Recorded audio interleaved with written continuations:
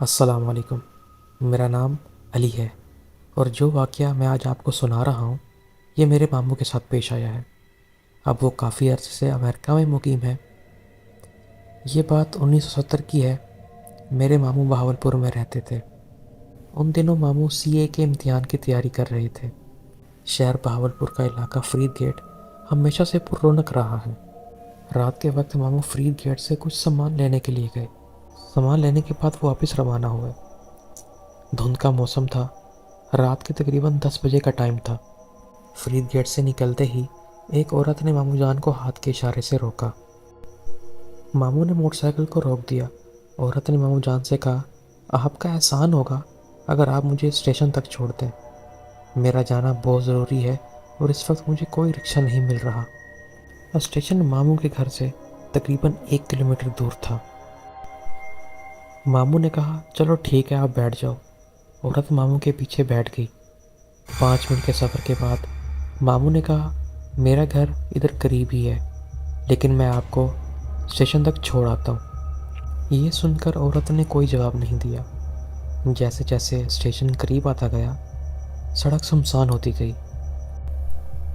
یہ بات 1970 کی ہے تو آپ سب کو اندازہ ہی ہوگا کہ ان دنوں آبادی نہ ہونے کے قریب تھی۔ اسٹیشن پہ خالی اور پرانے کوارٹر ہوا کرتے تھے۔ تقریباً 5 منٹ کے سفر کے بعد اسٹیشن آ گیا۔ ماموں نے اسٹیشن کے سامنے مین روڈ پر بائک روک دی۔ ماموں نے عورت سے کہا، لیجیے آپ کی منزل آ چکی ہے، آپ اتر جائیں۔ لیکن عورت نے پھر بھی کوئی جواب نہیں دیا۔ ماموں نے ایک بار پھر کہا، آپ کی منزل آ چکی ہے۔ تو وہ عورت بولی، وہ سامنے تیسری گلی میں میرا کوارٹر ہے، آپ کی مہربانی ہوگی آپ مجھے وہاں پر اتار دیں۔ ماموں نے حامی بھر دی۔ 2 گلیوں کے سامنے سے گزرتے ہوئے ماموں کو یوں لگا کہ موٹر سائیکل پر وزن بڑھ گیا ہے۔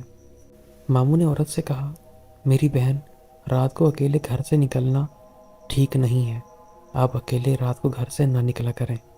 یہ سن کر عورت خاموش رہی۔ اس نے کوئی جواب نہیں دیا۔ تیسری گلی میں ایک کوارٹر تھا جو اندھیرے میں ڈوبا ہوا تھا۔ وہ عورت بولی، بس یہیں پر اتار دو۔ وہ عورت نیچے اتری۔ ماموں نے موٹر سائیکل موڑ کر سلام کیا اور موٹر سائیکل کو آگے بڑھانا چاہا، لیکن موٹر سائیکل پر جیسے منوں کا وزن آ گیا ہو۔ موٹر سائیکل آگے بڑھنے کا نام ہی نہیں لے رہی تھی، حتیٰ کہ موٹر سائیکل رک گئی۔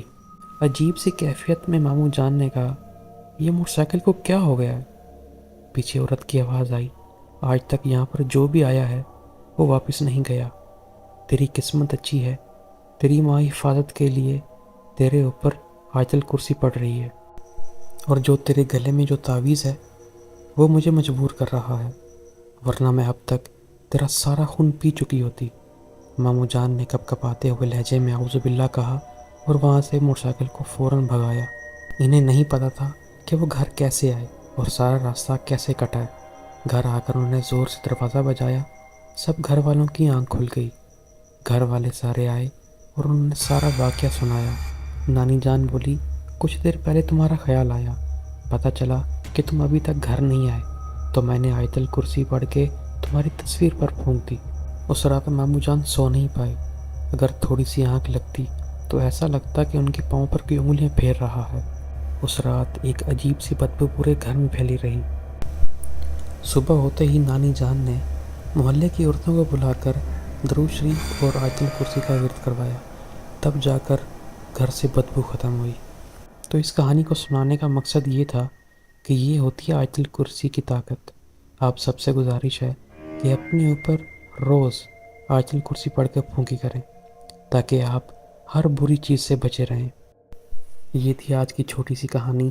اگر آپ لوگوں کو تھوڑی سی بھی اچھی لگی ہو تو میری حوصلہ افزائی کے لیے ویڈیو کو لائک کر دیں اور چینل کو سبسکرائب کر دیں، اور کمنٹ میں ضرور بتائیں کہ آپ کو یہ ویڈیو کیسی لگی۔ شکریہ۔ اللہ حافظ۔